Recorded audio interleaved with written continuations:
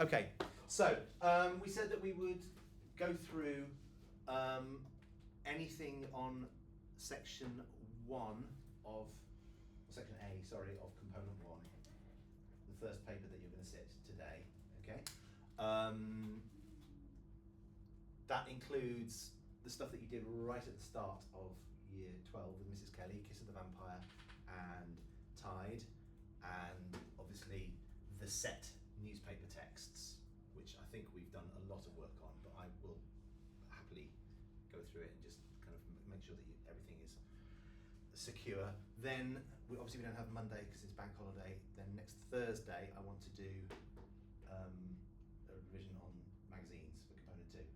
Yeah, and then I'm pretty sure we have revised recently everything. But if there's anything that you still feel that you want maybe to have any one-to-one sessions on or anything, drop me an email. I know, Sophia, you were going to send me some times. Yeah, I will. You will, yeah. About going through some newspaper stuff. Okay, right. So let's start with Kiss of the Vampire. This is the easiest one in a way, because the only place it's going to come up is in a representation question as an unseen comparison. So, Mr. Kelly. Already? Yeah. Go on. If that comes up as representation, does nothing else come up as representation? No, that will be your representation question. Yeah. So we could get music videos, or we could get that. Yeah, I think that's right. Yeah. Okay. Yeah. Yes, so Get the other two. Okay. Right, let me get through this. That's only in section 8 though. yeah. Okay. Okay, so these are just some revision notes from Mrs. Kelly that I thought would be helpful to go through. So if it comes up, you'll be looking at the conventions of the horror and or vampire genre. That's not to say that what you'll be comparing it to is necessarily going to be a horror or a vampire poster. It could be comparing it to any kind of film poster, or maybe it could even be. Do we definitely get an unseen? You definitely get an unseen, yes. Yeah, definitely get an unseen, and one of those will definitely be something that you watch, an audio visual. Yeah. Okay. So what happened last year was the unseen was a language question. It was a Gucci. It was a Dolce & Gabbana, I can't remember. It was Gucci. Yeah, advert. And then the representation question was comparing a film poster, a genre film poster, to. Wait, how would you compare Dolce & Gabbana to a film? No, you didn't. No. No, the film poster The film, to formation. yeah. Mr. Booth said earlier. The audio visual was a language question where you just talk about the unseen. Yeah. We practiced that question before. Yeah. So representation is always going to be the comparison one. You got that? Yeah. So so you'll have to visualize the Kiss of the Vampire poster in your mind and remember all of the genre conventions. So what are the sort of things that you're going to be expected to remember about Kiss of the Vampire? The bats. The blood. Damsel in distress and the hero in a long trench coat. Yes. Specifically a long coat. A long coat. Yeah, it's a You've got cape, a lot isn't of it? necks being bared, which is normally something you see in vampire movies. Yeah. You've got the colour scheme just in general is quite grey. Full moon. You've got the full moon, Yeah. you've got the castle, the dead trees, Yes. the font. The font. The font. How would you Wooden. describe the font? Wooden. Wait, So can it's- you talk about that in language or representation? It is wooden. Look at it. This part. Like a coffin. You wouldn't really. Yeah. You probably. You don't talk about it at all, really. You wouldn't talk so much about the font. Like any of the You would talk about the genre conventions because we're going to talk about how they affect the way that the female characters are represented and the male characters as well. The font, I feel, it's probably, unless you've got a point to make about comparing it to something in the post that you're looking at that has some bearing on representation. I don't think you're going to get round to actually mentioning the font. Yeah, it does. It has, yeah, it has that wooden cutaway effect. I suppose a representation point to be made about it might be something to do with the dripping of the blood in the face of the. Sorry for anyone who's watching on the video. I'm pointing at the poster above the head, but I'm sure you know what I mean. The up there, the blood in the face of the villainous female character is perhaps, you know, it's showing her kind of baring her teeth at the graphic of blood that perhaps is undermining the convention that all female characters in horror movies are victims and damsels in distress. So it kind of, I think that's the only graphic design point that you'd want to make in terms of representation. Yeah? This is a representation, but wood is the only thing that can kill a vampire, so it's the only thing that has blood in it. Yeah. That's cool, isn't it? Onions. No, they don't. No, Oh, it's God. Oh, not. no, they repel. They repel. And Yeah. Okay, so we're going to be we're more likely to be talking about the representation of women on this. So let's talk about the theorists that you would bring in. Sienna, Wait, let stop me see it. mine. What? I did mine last Van time. Zunen Prop and character Gold types. like together. Oh, go on, I'll take Katie's point first. Sorry. Prop character types. Yeah. You've got the damsel, the two villains, Really done too. and then like I guess the man is a damsel as well. The So one- yeah, well, this is an interesting point to make, isn't it? It's a subversion of the genre conventions and the stereotypical character types, because you have a man on his knees, seemingly, well, he's almost in exactly the same pose as the blonde victim. Was this made in the 1960s? Yes. Remember the date, anybody? 1963. 1963. This was when females were trying to get more equality. Equality, empowerment, yes. It's right at the start of that period, though. It's interesting. This is slightly earlier than the things that we looked at in Vogue in 1965. So This it's is around the divorce laws, yeah? apparently, and this is because Yeah, I saw that as well. There's this thing. It's like a societal sexual revolution. So Mhm. women are becoming more free with what they can and can't do, what they can Which show one and is what they this can't show. This is what I saw. Maybe. Yeah. It's a very good point. So we are seeing, yeah, And there's also lots of contraception introduced and stuff. yes. So all of that is creating a more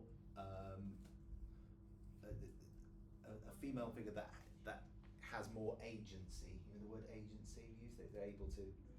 If you have agency, it means you have the ability to do more things.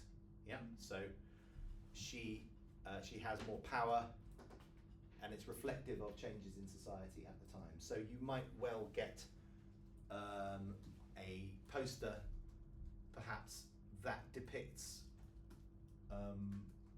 If it's a more modern poster, it might be totally unremarkable that it's depicting women in positions of power and with higher status. But you can refer it back to the fact that in Kiss of the Vampire, that's part of one of the first posters, genre posters, that dared to defy the convention that all women were victims and all men were sort of the predators. Good. You said about how that there's only one female in the directors though. Oh, in the list of credits at the bottom, yeah, that's worth mentioning. And if you get a list of participants of any sort, count up the number of female to male, the ratio of the featured artists. One of those actors, I don't know which one's which. I have looked it up, but I can't remember. One of those is obviously Jennifer Daniel, but the other one hasn't been named in that list there. So there is definitely a gender imbalance there. But then there's a gender balance between the amount of female and male characters and what position they're in. Represented in the poster, yes, very good. So yeah, and there's a neat symmetry to it as well, isn't there? Yeah. Yeah. Two characters in very submissive positions, two in very dominant positions, and in fact, the male vampire character actually, it could be his code of expression, facial expression. Yeah, it's ambiguous. He could be attacking, but he could also be defending himself there, yeah? Whereas the attacking female is definitely an out and out kind of What other villainous. theories did you use for this? Cool. For reading? What other ones? Did you use any? No, it wasn't. That was the representation. It was the representation, Hall's representation theory of I haven't stereotypes. actually finished Kiss the Vampire yet, so can't really tell you much. But I'm probably going to do Butler and Identity Theory. I don't know what I'll do. Yeah. You might be able to talk about Van Zunen, male gaze, I've done Laura Mulvey, sorry, male, yeah. Stuart Hall, the two I've done. Yeah. There is, you know, for all that she is in a powerful stance, she's still dressed, yeah, very revealingly, and she's, as far as we can tell, wearing high heels as well, which is totally impractical for a vampire. And also, I think there's a point to be made about the gesture code of the other woman. That is, if you think about it, a totally impractical way for her. If she's limp and comatose, what are her legs doing up like that? Yeah, they're up there because they are to be displayed. Yeah, and they're obviously there for the male gaze. Is it a movie? Yeah, a movie. Can you You say? watch it? You can. Yeah, Oh good, you can watch it on Amazon. it's Let's all gather after A-levels and watch it. yeah, it's a British horror film, Oh, it doesn't even look that old. 1963. It's not that old. Oh, it is. It's like not that old. It doesn't look that old. Yeah, the poster looks older than the film, doesn't it? Yeah. Yeah. And I think one of the reasons for that. Sorry. Did they do it on purpose? I think so. I think it's a hand painted poster, isn't it? Obviously, Yeah. as opposed to anything that you get to compare it to will be a photograph poster. I can't imagine. I don't know, but I can't think of any modern film posters that are hand painted. So you could say something about the, you know, that kind of artistic license of the painter, obviously being able to accentuate curves on the female form and so forth, and you know they were able to kind of play around with the lighting in their painting to kind of accentuate, you know, her shiny dress is obviously catching the light in all the right places for the male gaze. Okay, I think you'll be alright with Kiss the Vampire. That's the only place that one can come up. Let me just flick through. So here are just some of the horror genre poster conventions. Bear in mind, it might not be a horror film that you get to compare it to. You'll find that this is all in the classroom from last year. This PowerPoint. Mention of a vampire film. All right. Oh, there you go. There's your little gallery of posters. It's still down there, isn't it? These are other posters from the same movie studios, the Hammer Horror movie studios. Yeah. They didn't venture very far, did they? No, there's very, very, very, very consistent in their genre conventions, and you can see obviously here how things have been modified over the years. So Twilight is an interesting one in that Robert Pattinson just had a baby. yeah. So Wow. Robert Pattinson, I'm trying to remember his name. Thank you. He is as objectified as she is, and I can't remember her name either. Kristen Stewart, yeah, Kirsten Stewart, thank you. So they're both sort of objectified in a way, would you say? That he's made to look as kind of Yes. flawlessly appealing as she is. How come he's not Spartan? He's not what? Spartan sparkling. We got There's the no sparkles in line. the sun. There's no line. Kelly for me. Yeah, don't know. Buffy the Vampire Slayer. Buffy the Vampire Slayer. Okay, so here we've got some of the conventions of a horror poster here, but obviously there's no villains depicted in that. They are That doesn't Two. look like a horror movie. heroes. No, it doesn't. It looks more like, A comedy. Yeah. yeah, A romantic comedy. yeah. So what would we say that Rom-com. we talk about? We're talking about the mashup of genres. We talk about Hybridity. hybridity. Excellent. Yeah. Okay. We do Mercury, right? No. We do Educats. Sienna. Um, Us is the scariest movie. Yes. God, I watched it and I hate it. I was on a plane. Fine. Okay. I've So never watched any of those movies. Actually, I think I watched Fright Night, but that's it. so the conventions in those posters. I mean, we're looking, remember, at it from a representation point of view rather than a media language point of view. Although you can make some media language points. So something like Us would be interesting, obviously, to be able to talk about the representation of people of colour here, and perhaps Women is emotion. the kind of duality there of the mask and the terrified victim underneath. It sort of is representing both the kind of the villain in the mask and the victor behind it. What else is on here? Well, that isn't the movie I was thinking. Yeah. I think one we should have These, looked at you're not going to get There's anything like lots that of because there's here. no representation on that one. Okay. Ew. You, they won't give you Chucky, would they? You They can't. can't. compare No, dolls to they it. won't. No, they won't give you Chucky. I don't think. Okay. They might give you Would you like cry if Vampire you got Diaries Chucky? or something. So remember, when you're talking about genre as well, you can bring in Steve Neal, repetition and difference. So you can talk about the things that were typical of movie posters, and you can talk about the things that have been subverted. In this case, the gender roles have been subverted. Wait, so you To a said the certain vampire only comes up in representation. Yeah. Okay. What else has it got in here?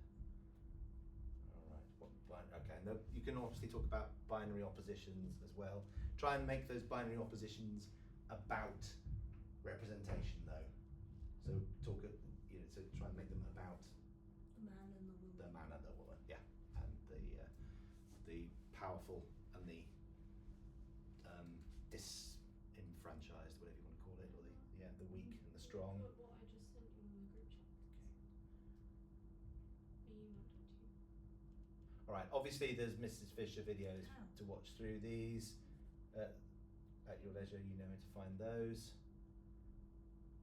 Okay, and we go through so much more that you could flick through on those slides. Let's go to Tide now.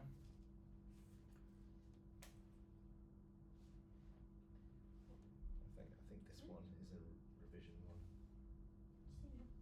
I've got it. This one goes okay. It's from the specification. Okay.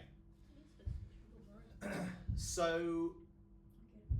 once again, you've learnt when you first learnt about Tide, you will have looked at it from a media language point of view, but that was only to train you into how to understand posters, because you're not going to talk about the media language specifically of this poster. You might get, again, the way it would come up would be as an unseen, so we'd be thinking about representation. But of course, you can still use those media language points like the Z layout. Remember the Z line? The way that you're supposed to read a poster across and then down this way, and that layout is designed obviously to draw attention to the main representation of the housewife here. So it'd be really good to use your language and to talk about colour codes and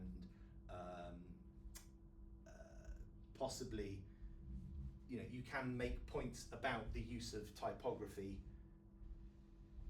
in order to point out, you know, for example, these hyperboles, these superlative words, cleanest, whitest, brightens, but talk about it from a representation point of view, as in that is, you know, it's The most important thing. the most important thing, and it's implying that that is what a housewife is most interested in. Yeah.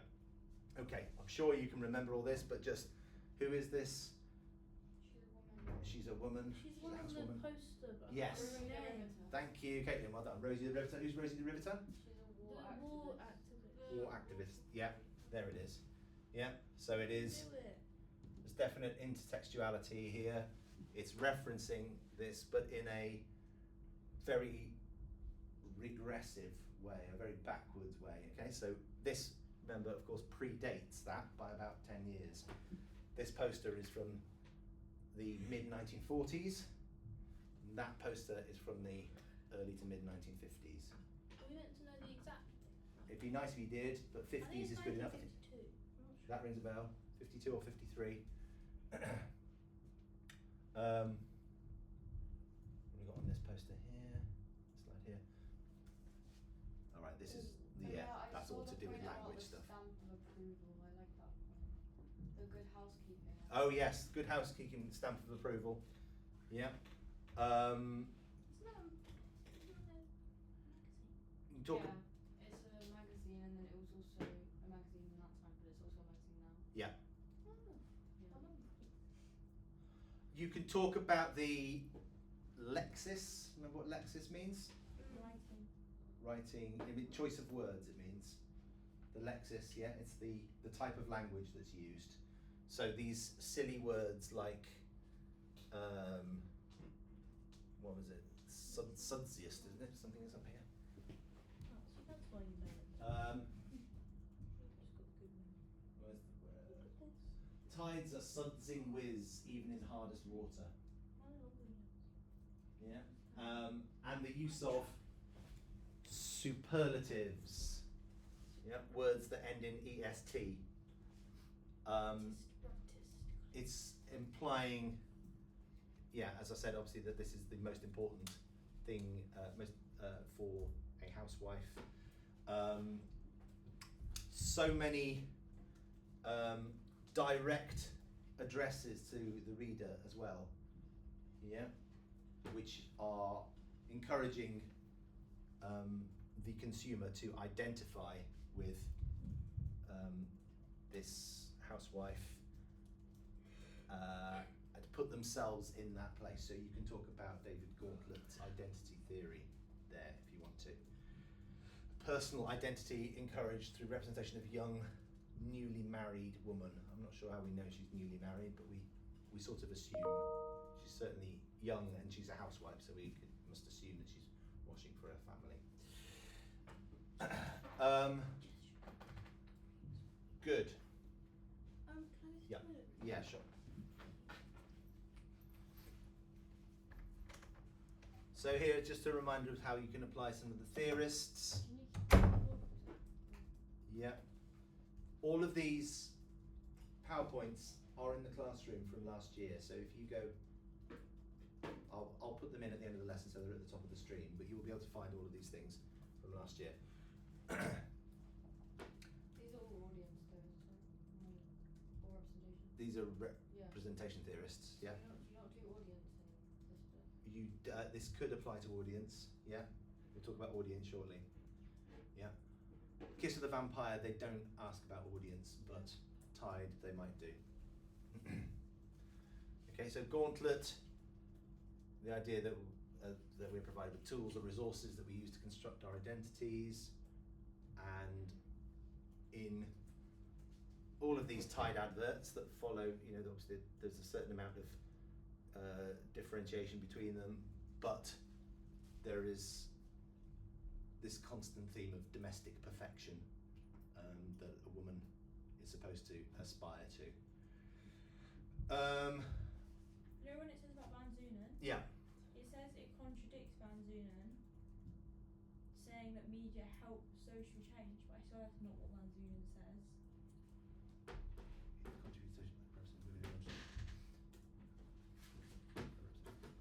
Gender is constructed through the copy and that its meaning varies according to cultural and historical context. While their roles socially and politically may change in the years after the war, the advert perhaps contradicts Van Zoonen's theory that the media contribute to social change by representing women in non-traditional roles. But Van Zoonen says that it's made by men. Yeah. Is that right? Yeah, Van Zoonen does say that it's made by men. So I think what you know about Van Zoonen is probably more accurate than what's written there. I would say, the point to make, I think Van Zoonen would have approved of Rosie the Riveter and would have thought that this was a massive step backwards. Okay, and Yeah. also the bit at the start where it says gender is constructed through the copy and that its meaning varies. What does that mean? So her theory is that gender is constructed through the product. Yeah. Is that the copy? Like. Yeah, yeah, and its meaning varies according to cultural and historical context. So we can see it through different time periods. What may have seemed quite progressive then now looks terribly backwards to us. Okay. Yeah. Feminism. Hooks. Bell hooks might talk about the fact that there is absolutely no representation of people of colour in this advert. It's a very white, hegemonic. You know the word hegemonic? Yeah. We're going to use it. Yeah. I feel like we learn all these words throughout the course, and then when it comes to the kind of stress of the exam, we forget them all. But we want to get them in. Codes, hegemony. Yeah. What did you use for like a step backwards? Regressive. Yeah. But Bell Hooks' theory is much more than that. Like, she's like, smash the patriarchy, but that's a step backwards. Can't you say that instead? You can say that as well. Yeah. Yeah. Okay.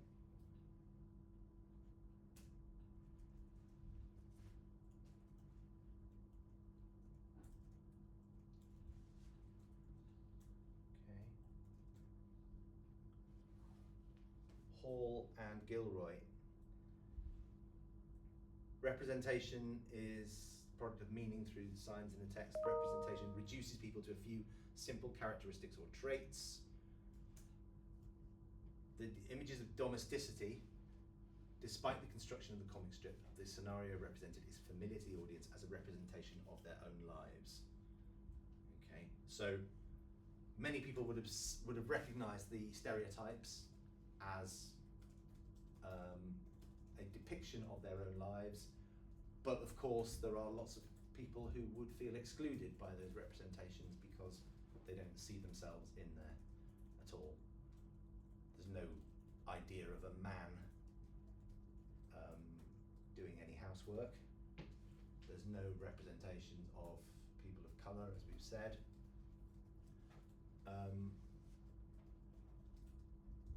I don't know that you would want to get into the weeds of talking about Gilroy with this text. I suppose if you were comparing it to something where there was strong representation of people of colour, then that's where you would bring in your racial theorists and say that,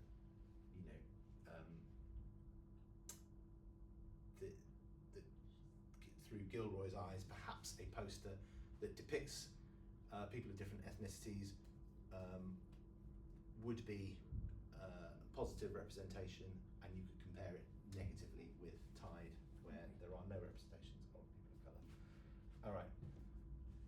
Barters and Strauss won't be particularly relevant to. Wait, is this one just representation It's questions as well? just representation, but You no, need it could be something- audience as well. Could be Audience representation. or For Tide. for Tide, it could be something about the way that advertisers attract audiences. Is that for Kiss of the Vampire as well? Just Not for Kiss of the Vampire, so no. Tide is just audience and Tide, yeah. Tide is if you get a question. Can I just make this point Yeah. quickly? Yeah. If you get a question in section B about advertising, it might say something like advertisers manipulate audiences through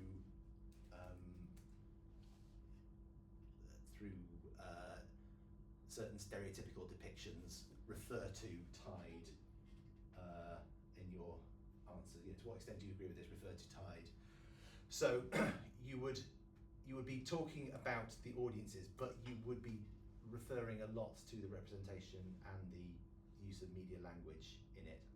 I haven't actually seen a question on the papers that have come up that has ever been about Tide and audiences, so it's possible that it might come up, but it will have a it'll be an opportunity basically for you to say all of these points, but through an audience point of view. So you would, if you were thinking about your audience theorists, Gerbner would apply, cultivation, because there are loads and loads of those Tide adverts and they all look the same.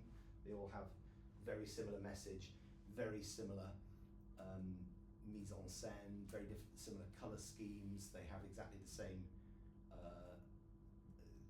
domestic setup represented in each one, exactly the same stereotypical representations. So therefore, the viewers of those posters are being exposed to repeated patterns of representation, and it it changes the way that they perceive their role in society. Women only see themselves represented as housewives. They're encouraged to believe that that is their role. Don't think you'd apply Henry Jenkins and fandom to this poster. Wouldn't apply end of audience. There's no possibility of interaction. Or Bandura. So the other representation, the other audience theorist then obviously is Stuart Hall, and talking about preferred negotiated and oppositional readings of the poster.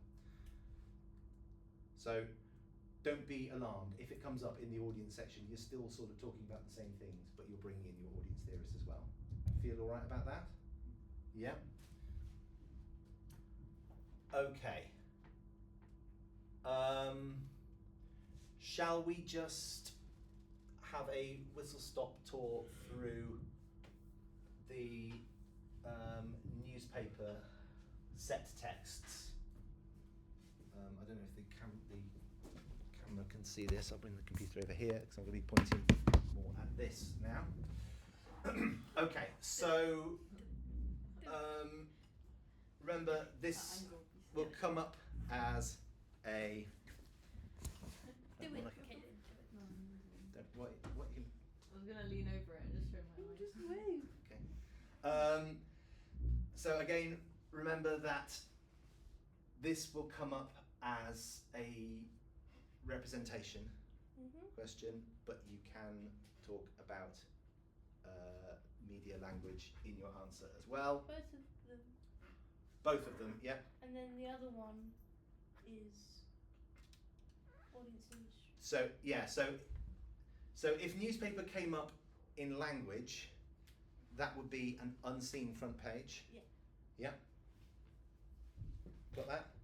Yeah. So you wouldn't refer to this at all? Yeah. You just talk about the edition of the Daily Mail that they've given you, whatever, okay? If it comes up as a representation question, it'll be worth 30 marks and it'll be comparing probably a newspaper. They always say it might not be. I've never seen an example where it isn't a newspaper, but I can't They're really think mean. what. So They could be mean. But newspapers haven't come up. Newspapers haven't come up for a long time. Yeah, so they will come What up. happens if they might come up? I think they will come up. They They will might come up. not. There's so many things Will they you can come up. How with. many Yeah. years have they not come up for? We The- can find that. Just last year. They haven't asked a question about the set newspaper texts since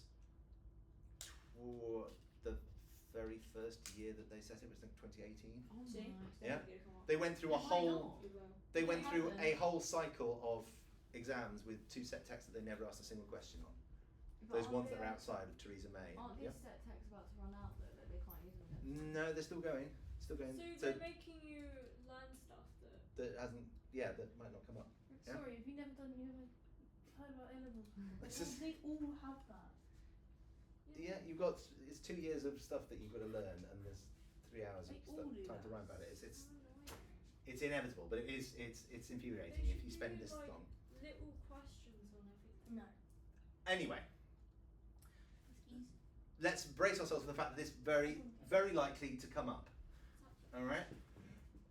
Really want to make sure that you use the correct terminology to describe everything. Okay, so let's have a quick. What's this bit called? Masthead. Stand for. That's the puff.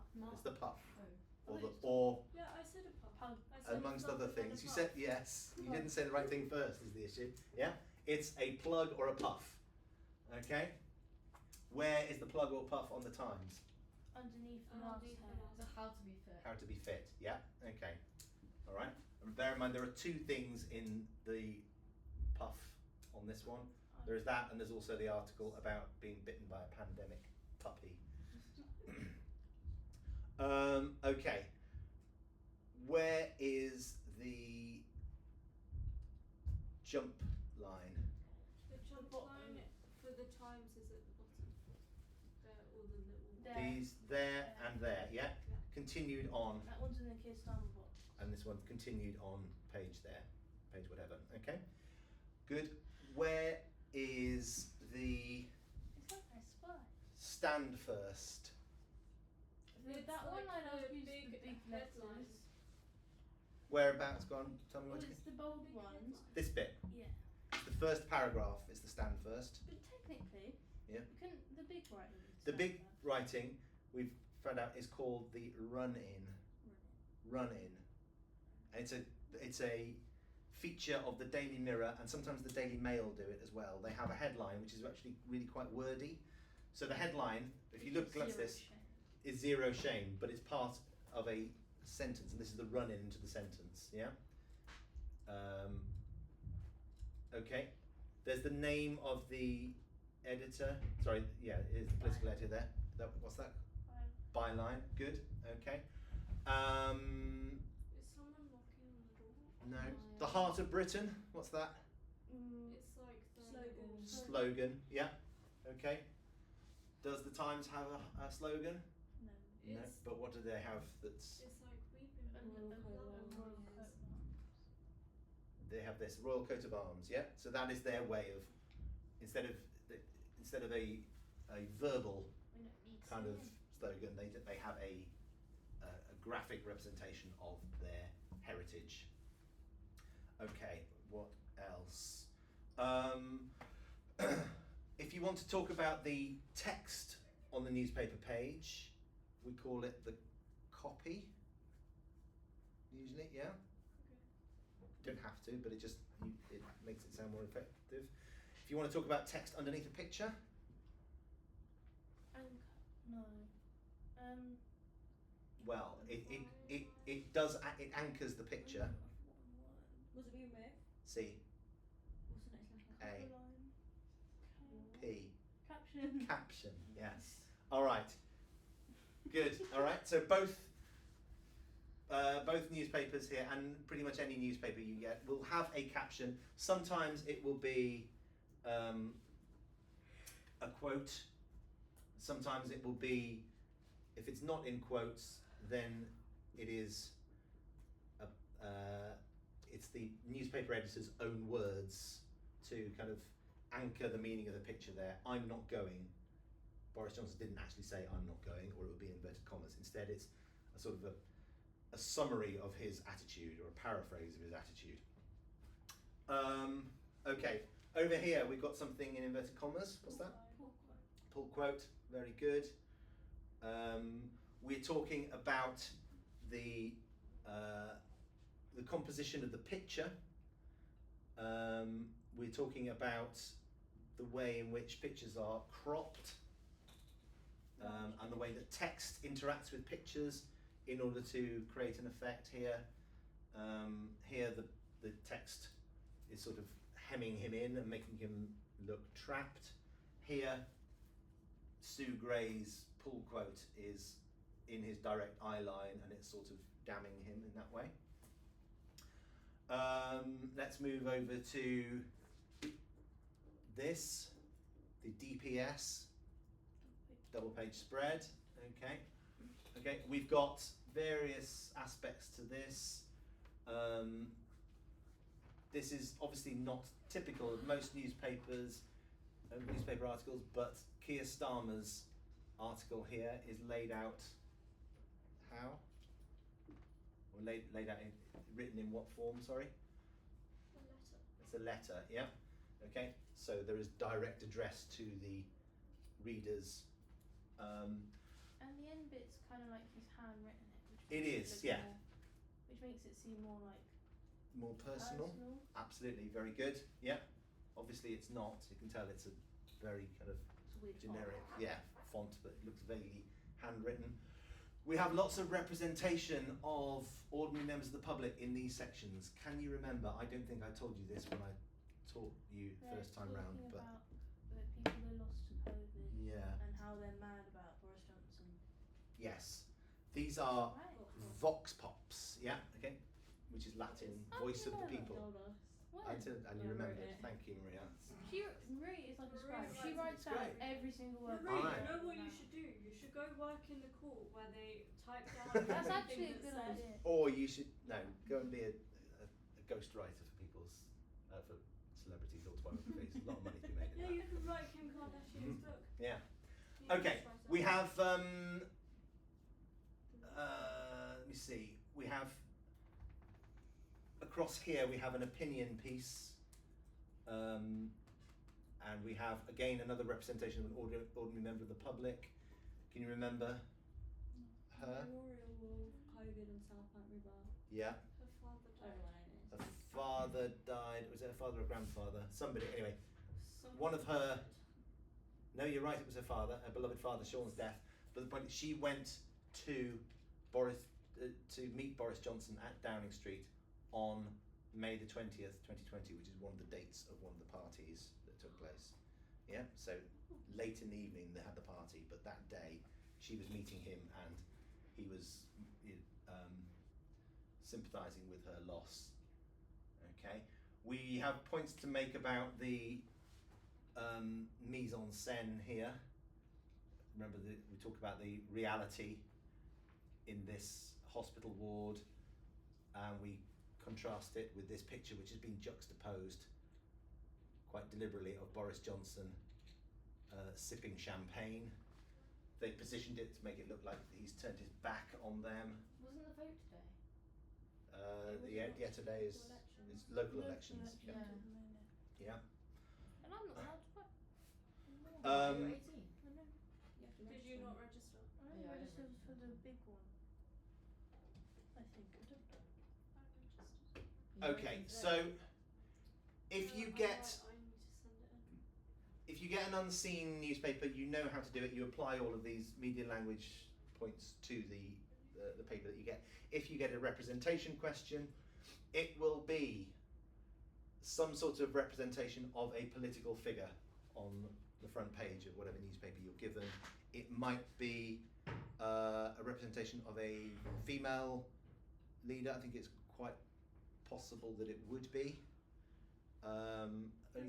Representation of Theresa May or Liz Truss Or the Scottish one. or the Scottish one, Nicola Sturgeon, who has. Oh, I got to bet it's going to be like that because at the time they were writing the paper. Yeah. True. What? Nicola Sturgeon. Is it? She. Or it could be representation of Rishi Sunak being a person of colour, perhaps. There'll be some interesting points to be made there about how perhaps Gilroy's ideas of post-colonialism don't apply because we have the most powerful person in Britain is a person of from an ethnic minority. People started hating on Rishi Sunak for wearing like Nike trainers, saying that I saw that. He ruined he my took training. them out of No, it was fashion. Adidas Sambos. Yeah, It was Adidas Sambos. Yeah. Yeah, Um, he took them out of fashion or To be something. fair, I don't think that's Then the reason Nigel people don't like Farage I posted a saw. TikTok where he was wearing like Nike and being like, "I'm down with the kids. I'm with you guys." Nigel Farage proved himself to be an idiot. So yeah, so there's I doubt they'll have that, but there's an interesting point to be made about the way that politicians are expected to dress and the demeanour that they are supposed to have, and the the stereotype of the male politician being in a smart suit and tie, that dress code connoting power and authority. So there might be a representation of a political figure who is not dressed like that. I don't know if you've noticed on your way out, have a look at the Daily Mirror, the Times, on that board there.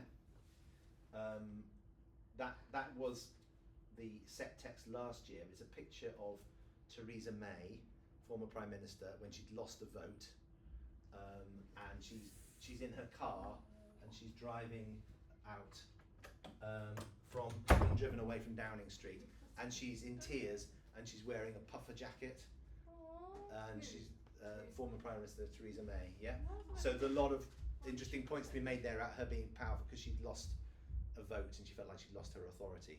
So there'd be interesting points to be made there about comparing that to the representation of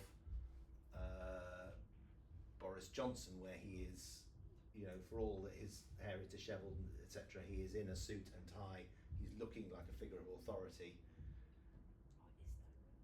Maybe not as authoritative. He doesn't look like a figure of No, not as authoritative as Keir Starmer in this picture. Like bungee jumping? I've seen him with his going on the zip line and then getting didn't he get stuck in the zip line or something? He did. Yeah, that was when he was So mayor of London. embarrassing. Yeah. Is Nigel Farage the one where that kid went, my mummy says you hate foreigners? Yeah. Ah, Yes. I know which one he is. Yeah. And So- then the guy was like, no, little girl. no. That was such a setup. So I can't know if they're going to give you a question on this at all, but if they do, what kind of question it's going to be. But I think we know that it is going to have a political figure on there, but that won't be probably the only story on the page. If they give you something like an unseen from the Times or the Telegraph, then there will be more than one representation of people on there. In addition to a representation of a political figure, there will probably be quite an objectified representation of a woman, particularly if it is either the Sun or the Telegraph. Weirdly, Telegraph always have pictures of young girls. Daily Mail, not so much. Daily Mail has is quite a strong female readership. Is it? Yeah. Did I know that? Maybe. Maybe. Probably. The Sun does. No, The Sun, doesn't. but the Sun has a very traditionally kind of misogynistic male readership. There probably are a lot of women that read it, but they either just have to grin and bear it, roll their eyes, or just ignore it. But the Sun has had a huge tradition of. Yeah, the Sun's like football for me, isn't it? Yeah, until about 10 years ago, it used to have topless women on page 3, for example. That was only. That's disgusting. Yeah. Whoever writes that must have. It used to be just a bizarrely accepted aspect of British culture that there was such a thing as page 3. I don't know if you even hear the feel phrase like I've page heard 3 of now. that before. No, you have. I feel like I've heard of it. Page 3, yeah. It was. My dad's It was- surprised. I Yeah. remember someone saying like in a movie you look like a page 3 model. Yeah. Yes. So it's basically Yes. it means a woman who is depicted topless on the 3rd page of a national newspaper. Is it just the Sun? Was it all of it? No, the Star used to do it. But not like the broadsheets. just Broadsheets the didn't, tabloid. no, just the tabloids. The Daily Mirror, I don't think ever did, but they often had quite suggestive pictures, but they were never quite topless. But the Sun still has. This was 3 years ago. They stopped doing that. No, about 10 years ago. Oh, I was Yeah. gonna say 3. The Sun still has that kind of column down here, which nearly always has a depiction of a celebrity, usually like a woman attending an awards event, or it'll be usually a TV or music celebrity. Also, look out for depictions of members of the royal family. Yeah, you can compare them to the representations of the Queen and George VI on this front cover of the Mirror.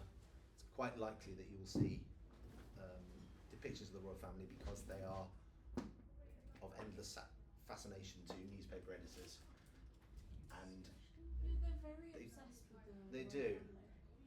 that they are, and I think that they believe that it's something that sells newspapers. If there's a major royal event, people are more likely to buy a newspaper as a commemorative Like the souvenir of Queen's it. death. Yeah, like the Queen's death, like the King's coronation, like any royal wedding. What was it Oh, when bad. all of the newspapers, they're not like the traditional, it's just one story. Oh, that was when the there's Queen. a word for that. Yes, I don't think you need to worry about it because I don't think I they. don't know. I know. I want to. I can't remember it.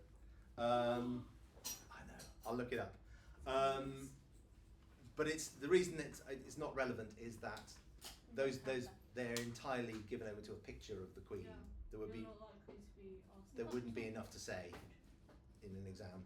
That would be so mean if they did that. It would. We would. Let's hope they don't.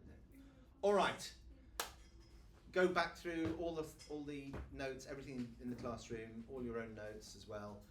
Next Thursday we will do Big Issue and Vogue. Yep. Hey. Hey. All right.